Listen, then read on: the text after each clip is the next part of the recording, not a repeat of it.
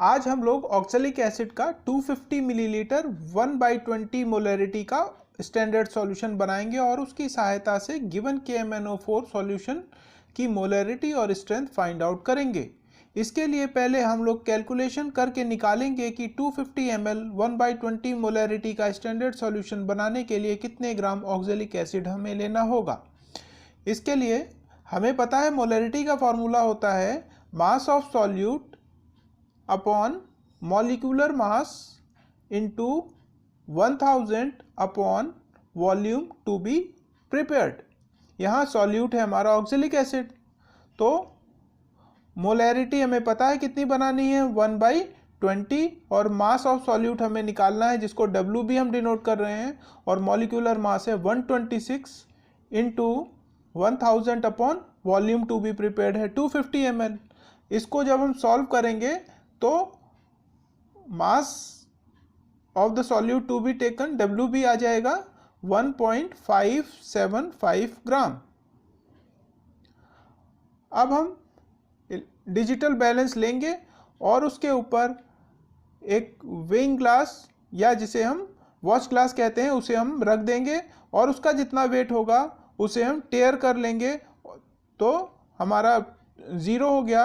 अब हम इसके ऊपर 1.575 ग्राम ऑक्सैलिक एसिड वे कर लेंगे। इसमें हमें एम्प्टी वॉच ग्लास वगैरह का वेट नहीं चाहिए क्योंकि ये हम डिजिटल बैलेंस पे कर रहे हैं, इस पे टेयर की फैसिलिटी होती है तो हम उसे ऑटोमेटिक माइनस कर देते हैं। अब 1.575 ग्राम ऑक्सैलिक एसिड हमने ले लिया और अब इसे एक खाली बीकर में ट्रांसफ़र कर दीजिए। ट्रांसफ़र बहुत आराम से कीजिएगा ताकि आसपास ना गिरे और पूरा का पूरा सॉल्ट हमारा ऑक्सैलिक एसिड उसके अंदर ट्रांसफ़र हो जाए। इसके बाद वॉच ग्लास को आप इस तरीके से डिस्टिल्ड वाटर से वॉश कर लीजिए। जहाँ जहाँ आपको ऑक्सैलिक एसिड थोड़ा भी लगा दिखाई दे उसके ऊपर डिस्टिल्ड वाटर डाल के और वो पूरा वाटर हमारा बीकर में चला जाए। यहाँ 1-2 ड्रॉप चला गिर गया है गलती से, वो भी नहीं गिरना चाहिए आइडियली। अब इसमें करीब 100 ml डिस्टिल्ड वाटर हम ऐड करके इसे उसमें डिज़ोल्व कर लेंगे ऑक्सैलिक एसिड को वाटर में।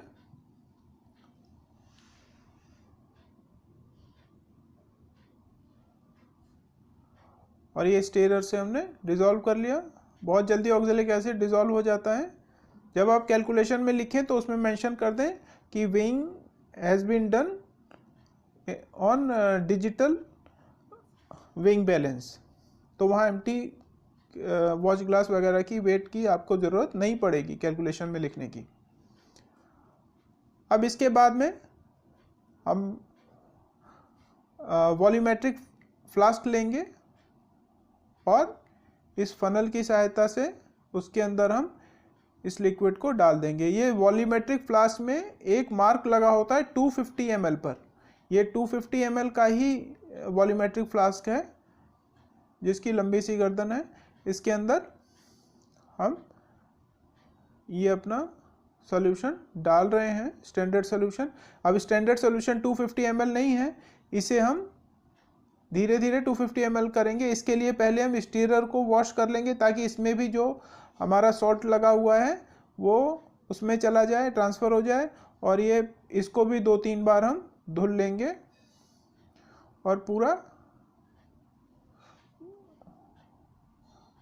सॉल्यूशन में ही जाना चाहिए ये। और अब धीरे से इसे धीरे धीरे करके 250 ml तक कर लेंगे, मार्क तक। अब मार्क तक करने के लिए बिल्कुल मार्क के पास जब आ जाएगा तो हम वहाँ पे रोक देंगे। ये जैसे ही मार्क के पास आएगा हम रोक देंगे और उसके बाद 2-3 ड्रॉप जो बचे होंगे मार्क तक लाने के लिए उसको बहुत ही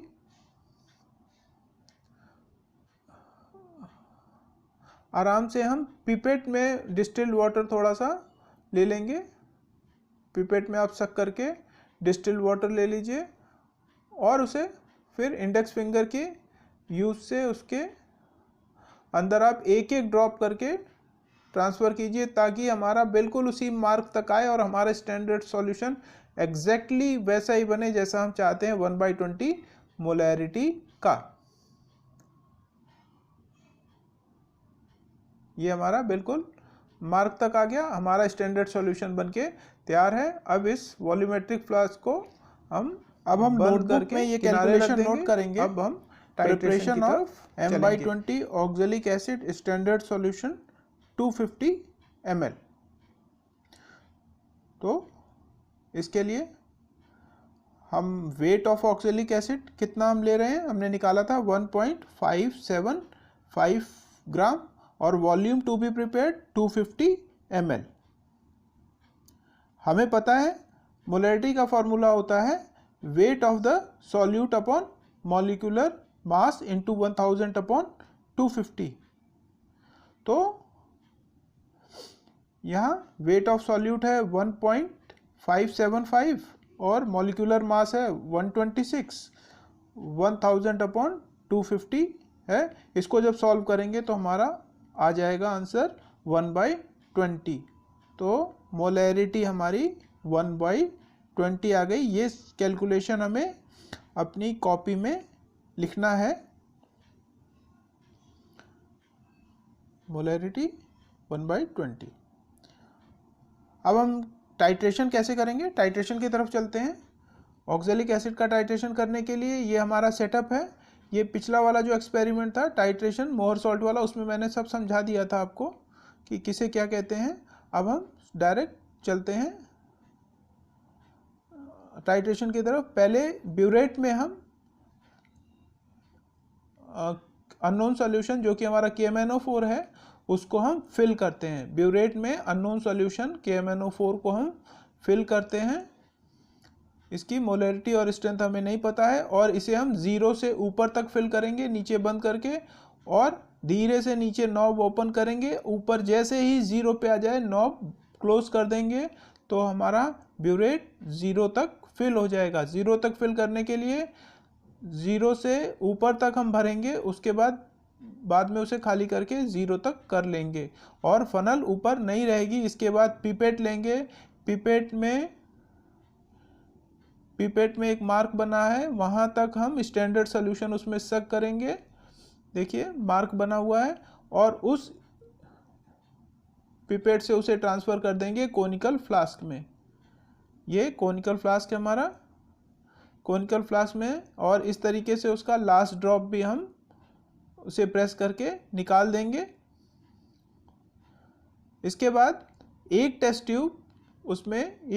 ट्यूब हम डाइल्यूट सल्फ्यूरिक एसिड ऐड करेंगे और ऐड करने के बाद अभी हमें डायरेक्ट टाइट्रेशन नहीं शुरू कर देना है, हमें इसको हीट करना है।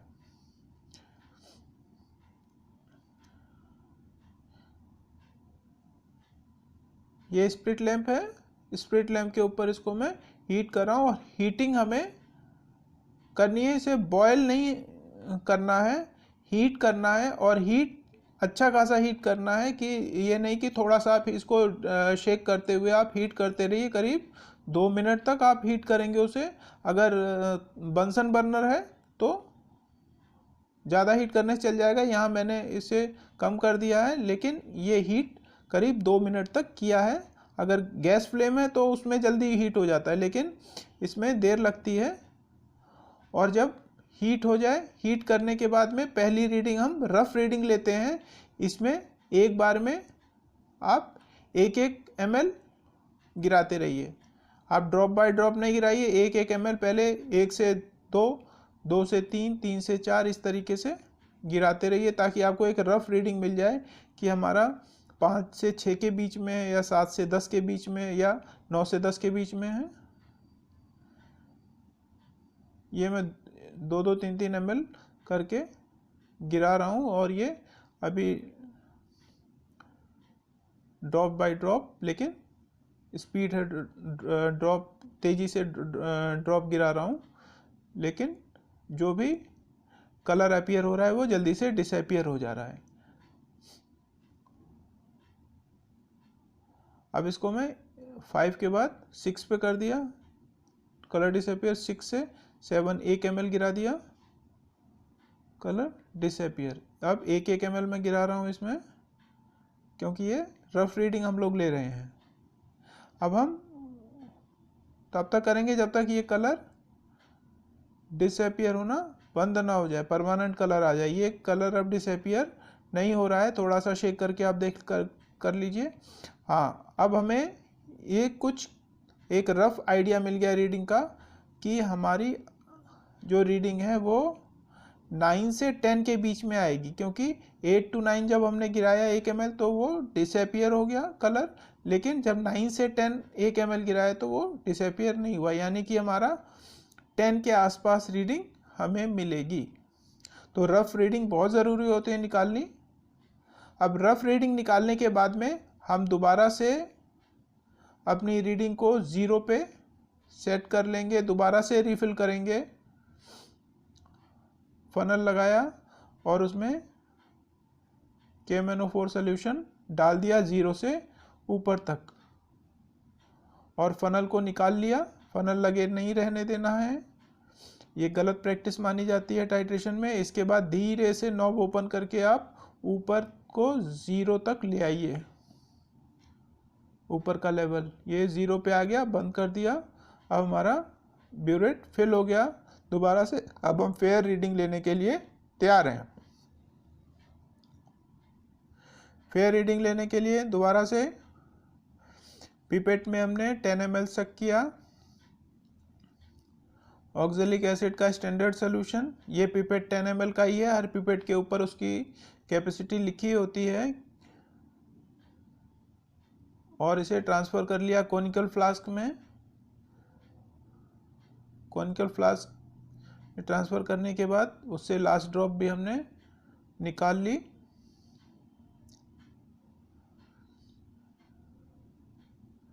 और इसके बाद हमें इसमें dilute sulphuric acid 1 test tube add करना है। अगर हम सल्फ्यूरिक एसिड नहीं ऐड करेंगे तो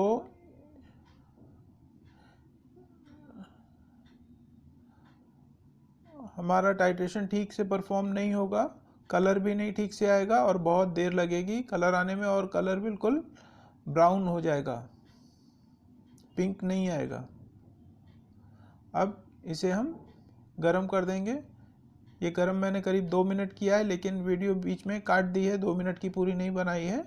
ये गरम हो गया है। इतना गरम करना है कि आप बियर कर पाएँ, आगे हाथ पे बियर कर पाएँ और पीछे की तरफ बियर ना कर पाएँ। आगे की पाम पे आप उसको बियर कर सकें गर्मी, लेकिन पीछे जैसे ही लगाएं आपका हाथ जलने लगे तो, और उसमें से धुआं निकलने लगता है, वाटर वेपर्स निकलने लगते हैं कॉनिकल फ्लास्क में से। अब हमें पता है कि 9 तक तो कोई प्रॉब्लम नहीं है, 9 तक हमने इकट्ठे गिरा लिया। ये देखिए 9 तक हमने इकट्ठे गिरा लिया और उसे शेक कर रहे हैं, और शेक कर रहे हैं तो डिसअपियर हो गया। देखिए, देखा डिसअपियर हो गया। अब इसे हम ड्रॉप बाय ड्रॉप गिराएंगे। 9 से 10 के बीच में पता नहीं है कहाँ है। अब हम एंड पॉइंट लाने की कोशिश करेंगे कि एक ड्रॉप ऐसी रहे कि डिसअपियर हो जाए और नेक्स्ट ड्रॉप डिसअपियर ना हो, तो एक एक ड्रॉप हम गिराएंगे और शेक करते रहेंगे साइमल्टेनियसली। ये देखिए, हम अब इस वाली ड्रॉप को जब शेक कर रहे हैं तो ये डिसअपियर नहीं हो रही है।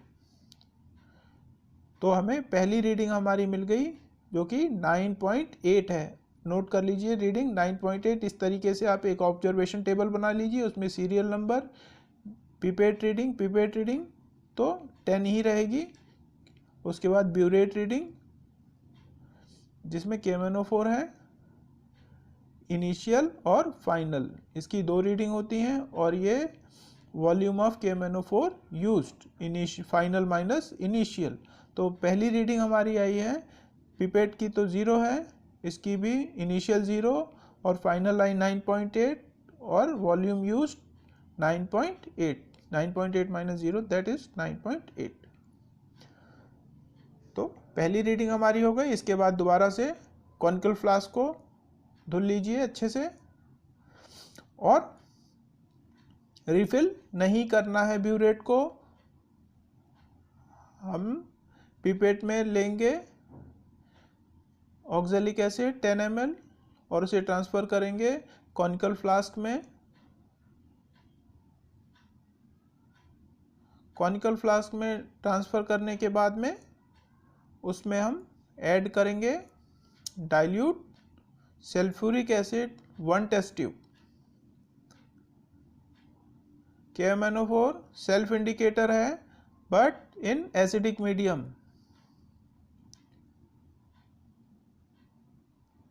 अब कॉनिकल फ्लास्क के कंटेंट को हम वार्म करेंगे और कितना वार्म करना है ये आपको मैं बता चुका हूँ कि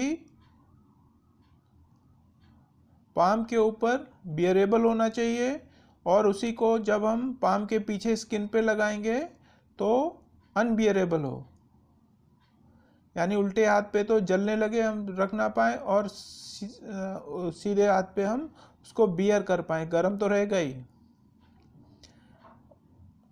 और जब ध्यान से देखेंगे तो ऊपर से हमें धुआं उठता दिखाई दे जाएगा, तो हाथ जलाने की ज़रूरत नहीं पड़ेगी हमें, बार बार हमें अंदाज़ा हो जाएगा। इसके बाद में 9.8 से हम 18 तक तो वैसे ही गिरा सकते हैं 9 ml, और इसके बाद फिर हम 1-1 ml देख के गिराते रहेंगे। तो 19 तक अब की बार वैसे ही गिरा दिया। अब 19 के बाद 1-1 ml गिराते रहेंगे, 1-1 ml नहीं, सॉरी, 1-1 ड्रॉप। अब ये 1 ड्रॉप गिराया तो और 1 ड्रॉप गिराते ही ये अब कलर डिसअपियर नहीं हो रहा, तो रीडिंग नोट कर लीजिए 19.5। तो पिपेट रीडिंग 10, इनिशियल यहाँ पे थी हमारी 9.8, फाइनल 19.5 और volume used 9.7 ml। Next reading के लिए दोबारा से कॉनिकल फ्लास्क वॉश कर लीजिए, रिंजिंग बहुत ज़रूरी है। इसके बाद स्टैंडर्ड सॉल्यूशन 10 ml लेना है। ये रीडिंग सब तब तक लेते रहेंगे बच्चों जब तक कि हमें 2 रीडिंग सेम ना मिल जाए। एक बार 9.8 मिली है, एक बार 9.7 मिली है, अब तीसरी बार देखते हैं क्या है। तो स्टैंडर्ड सॉल्यूशन हमने ट्रांसफ़र कर लिया कॉनिकल फ्लास्क में।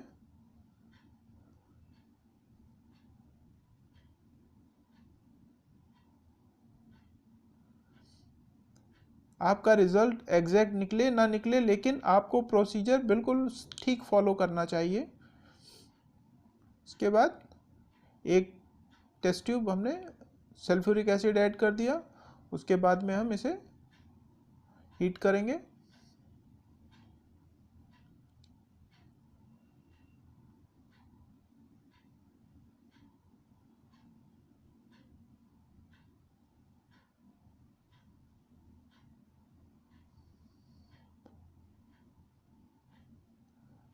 अब की बार हमारी इनिशियल रीडिंग जो है वो 19.5 पर है और हम 19.5 से आगे रीडिंग लेना शुरू करेंगे। तो 19.5 से 28.5 तक तो हम वैसे ही इसके अंदर गिरा सकते हैं एक बार में ही, क्योंकि हमें पता है 9 तक तो कोई प्रॉब्लम नहीं है। लेकिन बहुत ध्यान से इसको ऑपरेट कीजिए, कहीं ज़्यादा ना गिर जाए KMnO4। ये डिसअपियर हो गया। इसके बाद 1-1 ड्रॉप करके डालते हैं। ये देखिए जो भी ड्रॉप गिर रहा है वो डिसअपियर होता जा रहा है। अब बस हमें वो ड्रॉप चाहिए कि डिसअपियर ना हो, उसको एंड पॉइंट हम बोलते हैं। तो एंड पॉइंट हमें जैसे ही मिल जाएगा, अब मिलने ही वाला है, 1 ड्रॉप डाला। अब देखते हैं, ये देखिए अब ये ड्रॉप डिसअपियर नहीं हो रहा। अब कुछ दिन आप 2-3 बार करेंगे तो आपको खुद ही आइडिया हो जाएगा। और अब रीडिंग आई है हमारी 29.2, आप नोट कर लीजिए। इनिशियल रीडिंग 19.5, फाइनल रीडिंग 29.2, तो वॉल्यूम यूज्ड हो गया 9.7। अब 9.7 9.7 दो बार मिल गया, हम रोक देंगे कैलकुलेशन ऑब्जर्वेशन। अब हम कैलकुलेशन करेंगे तो कॉन्कॉर्डेंट रीडिंग हो गई 9.7।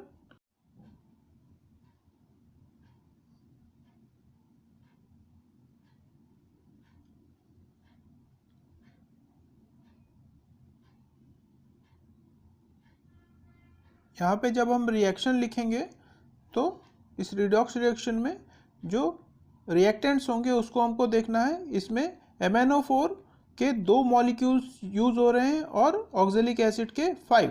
तो यहाँ A हो जाएगा 2 और B हो जाएगा 5। तो हमें फॉर्मूला पता है M1V1 upon A equal to M2V2 upon B। यहाँ M1 है मोलरिटी ऑफ KMnO4 जो कि हमें फाइंड आउट करनी है। V1 हो जाएगी वॉल्यूम 9.7 यूज हुआ है कंकॉर्डेंट रीडिंग। M2 हो जाएगा हमारा 1/20 स्टैंडर्ड सोल्यूशन का मोलरिटी और V2 है हमारी 10 जो कि हमने पिपेट से लिया था। A हो गया 2 और B हो गया 5।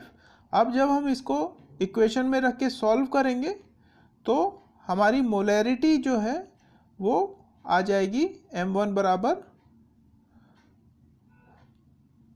48.5।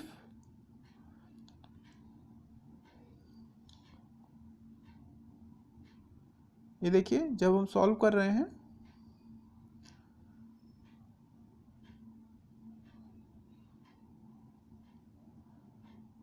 और इसको हम और पॉइंट में निकाल लेंगे तो 0.02 अप्रॉक्स।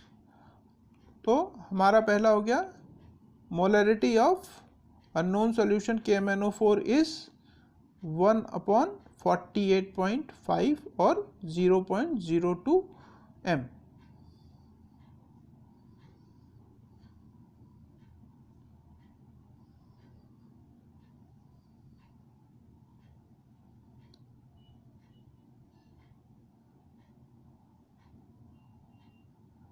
अब हम स्ट्रेंथ निकालेंगे KMnO4 का। स्ट्रेंथ का फॉर्मूला होता है